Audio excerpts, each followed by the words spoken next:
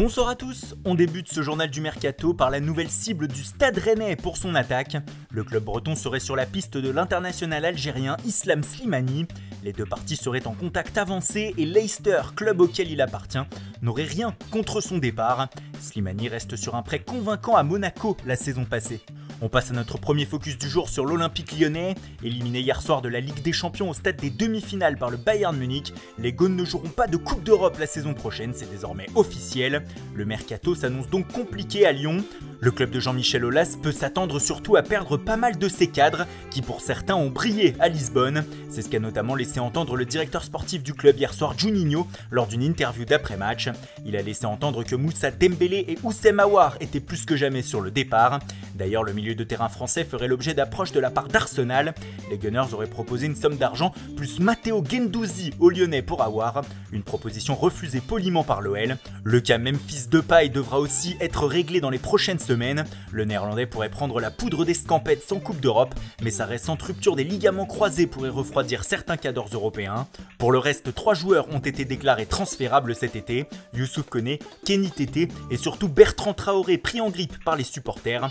Enfin, un flou règne sur l'avenir de Melvin Barr. Le jeune latéral gauche aurait fait l'objet d'approches de la part du Bayern Munich, mais Rudy Garcia insisterait pour le garder. Dans le sens des arrivées, l'OL va plutôt tenter de faire des coups sans Coupe d'Europe. Dernièrement, 3 noms ont été évoqués. Aaron Eke, jeune latéral gauche des Hearts of Midlothian, Facundo Pellistri, milieu offensif de Pénarol, ou encore Filip Stevanovic, très jeune ailier du Partizan Belgrade. Mais sur les 3 dossiers, la concurrence sera rude. A l'étranger, on passe à notre deuxième focus du jour sur la Fiorentina, et le club italien est sur le point visiblement de faire l'un des gros coups de ce mercato d'été 2020. La Viola aurait trouvé un accord avec le défenseur central du Paris Saint-Germain, Thiago Silva. En fin de contrat, le Brésilien va disputer son dernier match sous le maillot parisien dimanche contre le Bayern en finale de la Ligue des Champions, et il serait d'accord pour rejoindre la Fio. La présence de Franck Ribéry l'aurait aussi convaincu, et il pourrait être séduit aussi par l'ambitieux mercato des Violets. La Fiorentina voudrait aussi amener Leandro Paredes, le milieu de terrain du Paris Saint-Germain, pourrait faire l'objet d'une offre de près de 2 ans avec option d'achat obligatoire de la part des Italiens. Ces derniers seraient aussi intéressés par le défenseur central du Bayern, Javi Martinez, mais également par l'attaquant croate Mario Mandzukic, aujourd'hui libre après une expérience au Qatar. Le milieu de Strasbourg, Jean Rickner Bellegarde, est aussi dans le viseur. Enfin, la Fiorentina réfléchit à lever l'option d'achat suite au prêt de Rachid Ghezal, mais Leicester en réclame 10 millions d'euros, un peu trop élevé pour la Viola. Et puis c'est officiel, Valentino Lazzaro est prêté une saison avec option d'achat par l'Inter au Borussia Mönchengladbach. L'international autrichien vient gagner du temps de jeu en Allemagne. L'Atlético de Madrid a annoncé la rupture du contrat de son gardien numéro 2 Antonio Adan.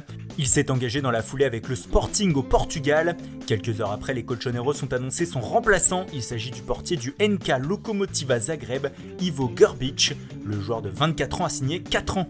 Hier, Nuri Sahin est rentré au pays. Le milieu de terrain turc quitte le Werder Brême pour Antalyaspor, où il effectuera sa première expérience en Turquie de sa carrière. En France, le FC Metz a prêté une saison son milieu de terrain Abli Diallo à son club satellite belge, le RFC Serein. Voilà, c'est tout pour aujourd'hui. Bonne soirée à tous et rendez-vous dès demain matin pour de nouvelles informations sur le Mercato.